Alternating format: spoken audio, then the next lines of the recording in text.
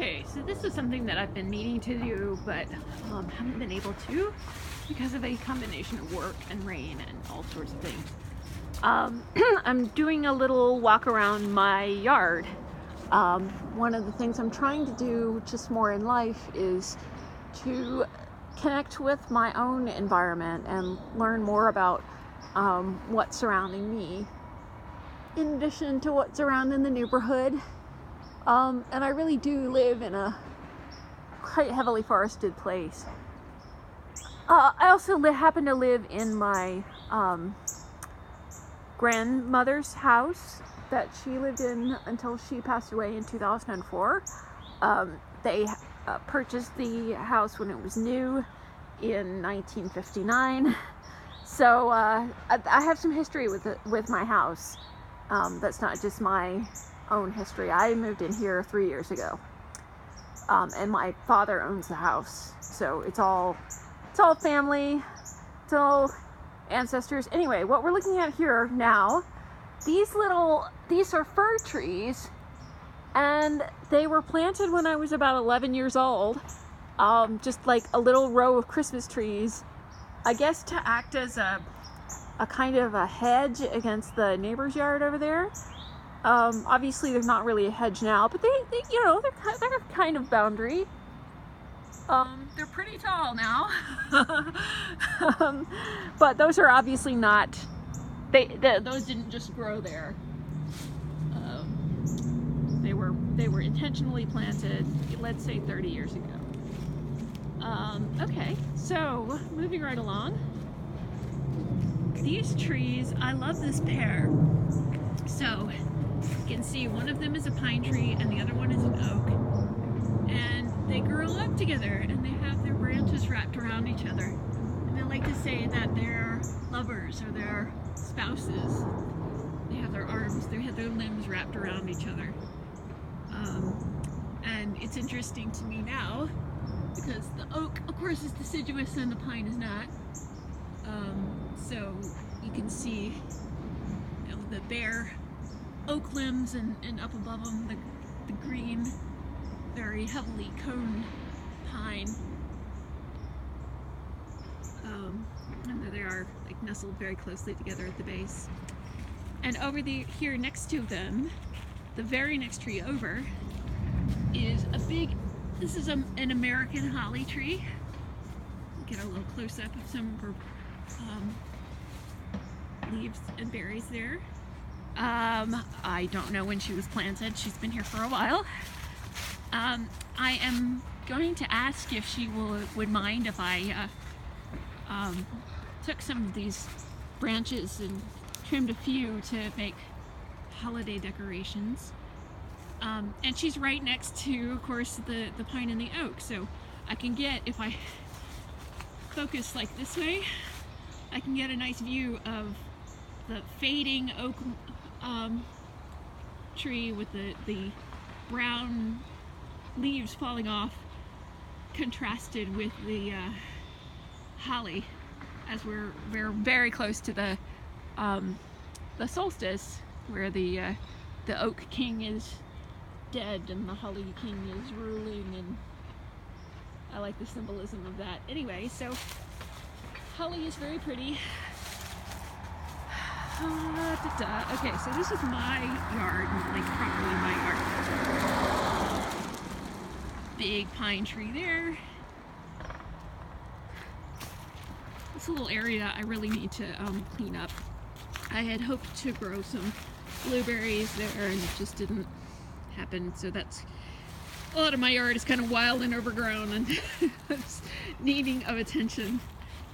Or maybe not. Maybe it's good for it just to be wild and overgrown. That is the feature, though. That is my big old rosemary. I've used the rosemary off of this a few times, so anytime I need to get some, I can. This right here is I call it a Japanese magnolia. I had to prune it pretty harshly because of stupid reasons having to do with the insurance policy. Like, they didn't like that it was taller than the front door. So, so I had to cut it. I had to cut it down, and I felt terrible about it. But there we go. These are big white. These are white azaleas. They will bloom in like May. Those are some Lenten roses. My grandmother planted those. They've been around for ages. All right, moving right along. Big pine tree. I do have a pronounced slope in my yard, so that way is. Well, first of all, this is north. This is east. This is south. This is west. So my house faces north and my backyard faces south, and there is a significant hill from the top of my yard to the bottom of it. Sorry about any jiggly camera work. I'm working on a cell phone. Well, you know. This is a big Bradford pine. Those are trees that were ornamental and became invasive. There's also a crepe myrtle over there, reaching out over my yard. One concern that I have, and this is something that I'm going to have to have a think about. All right, so here's a big sweet gum tree, big sweet gum tree. Does not naturally have all of that stuff on it. That is I believe that's kudzu. So it's not good for the tree at all, actually. But there you can see it's kind of having an encounter with my power line, so I may have to remove that branch, unfortunately. Sorry, sweet gum tree. I will try to use it for a good purpose, but I can't. It's not good for anybody if you knock down the power lines. Alright, so just a little way through some underbrush. I don't know what this guy is, but I'm curious to find out. You can see it's got some little orange-red berries coming out. It's got these oval leaves that have very fine teeth on them. I'm not sure what that guy is. Try to find out that sometime too. Here is another holly tree. It's not very big. Next to another big oak, I think. I have lots of oaks. This I had thought was some kind of laurel, but I'm not sure. This is, I have now learned, is a silverthorn. It has very fragrant, beautiful little flowers on it. Doo doo doo. Okay, so this is the backyard. It's huge. My back. Okay, so what just happened was this oak tree is having a laugh at me because it just dropped a leaf on my finger and it scared me and it made me think it was a bug, but it was not a bug, it was a leaf. Yeah, I think this is a locust plant here. There's a town in Georgia called Locust Grove, and I thought that was always to do with the bugs, but no, it's to do with these little shrubs. I think that's also where locust bean gum comes from. And you can see how steep the hill is up in the backyard. That used to be a clothesline, and I have thought about putting a clothesline back up there, but I haven't done so yet. Yeah, I really haven't done anything with the bulk of my backyard. It's one of those things that, like, maybe I'll do something someday, and just life. Life has other priorities. You can see it's completely ringed by trees everywhere. Ooh. This is another kind of an invasive plant. Can't remember the name of it, but apparently it's got pretty red berries, which is why it's grown decoratively sometimes. But some birds eat it, and they shouldn't. Yeah. So there's some of the red berries. Yeah, birds don't eat those. Okay. Speaking of birds. Alright, so another tangle of underbrush. Another big silver thorn. I kind of like the wildness of it, alright? That is an old dead wheelbarrow that is on my list to address at some point. Look overhead. So there's another oak. This is an elm tree right here. And this is a really interesting, let's see, kinds of things there. Okay, this is really interesting to me. So this guy, which I think is maybe also in Helm, fell over. That tree fell over, and the other trees caught it, and it's still growing. Oh, it's still, I mean, it's dead right now because it's winter, but it does still put out leaves. So I guess that you can see some of the roots have popped up out of the earth, but not all of them. So I just find the symbiosis of that really provocative. And I think,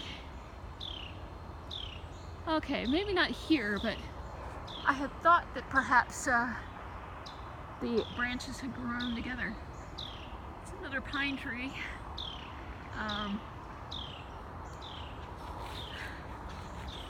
Moving right along.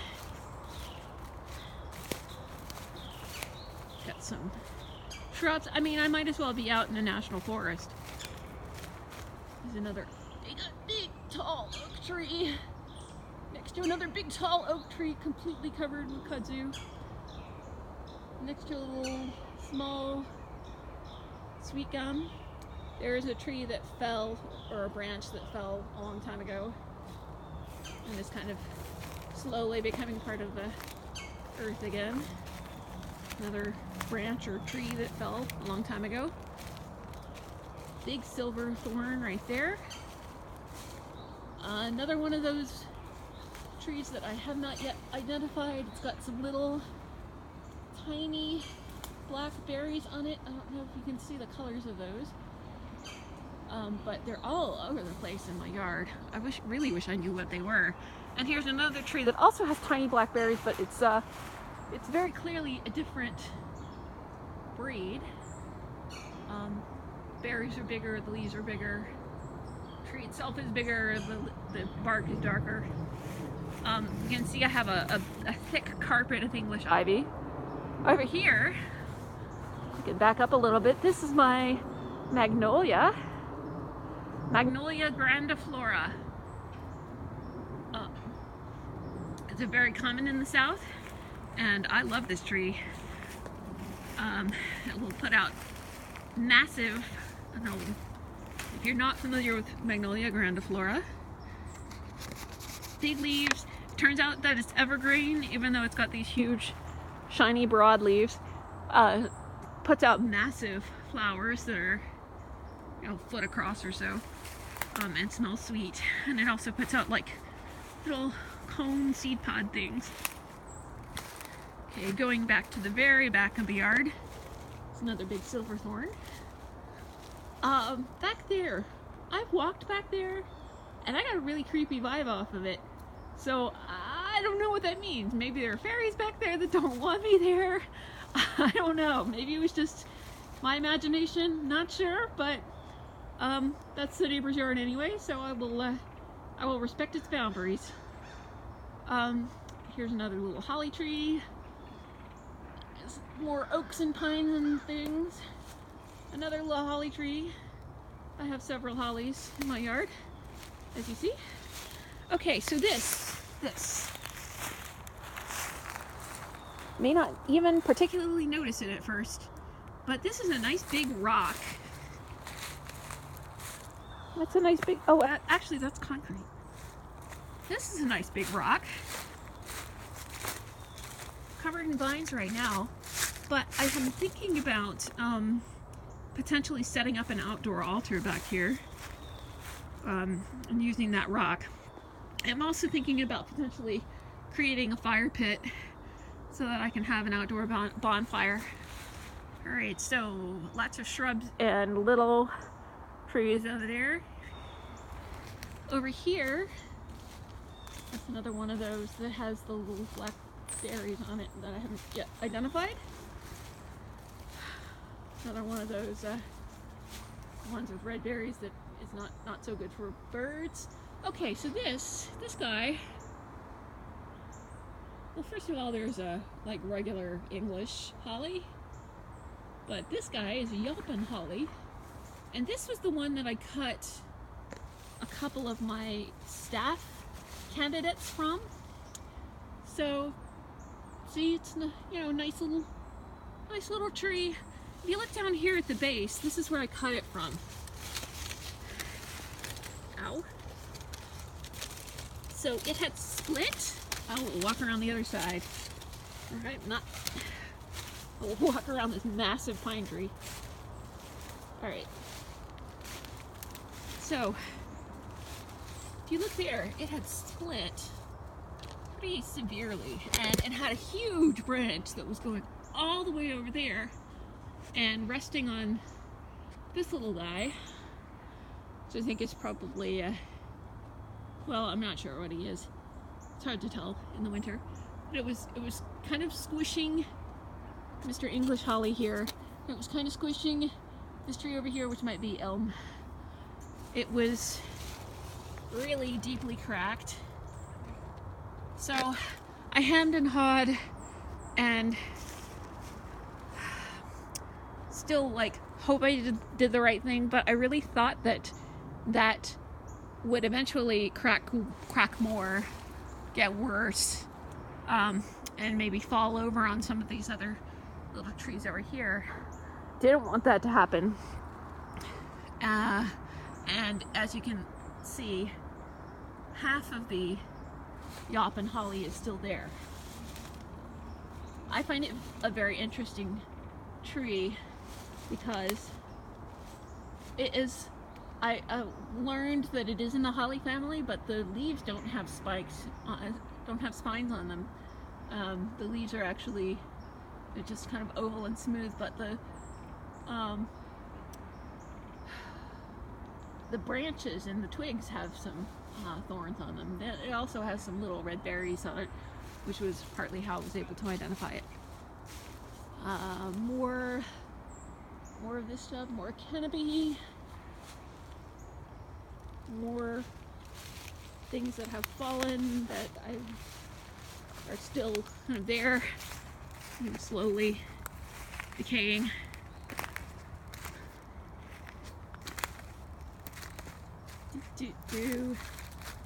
That has a lot of really interesting mushrooms on it. Over here there's a fence back there somewhere, but over the years, the fence has not been maintained by anybody. So over the years, lots of things have grown over it, and so this is something that I'm working on learning. I believe that this is kudzu, and that is English ivy. There's a difference in the vein structure. The leaves are shaped slightly differently, but I want to make sure that that's correct. I'm not sure about that.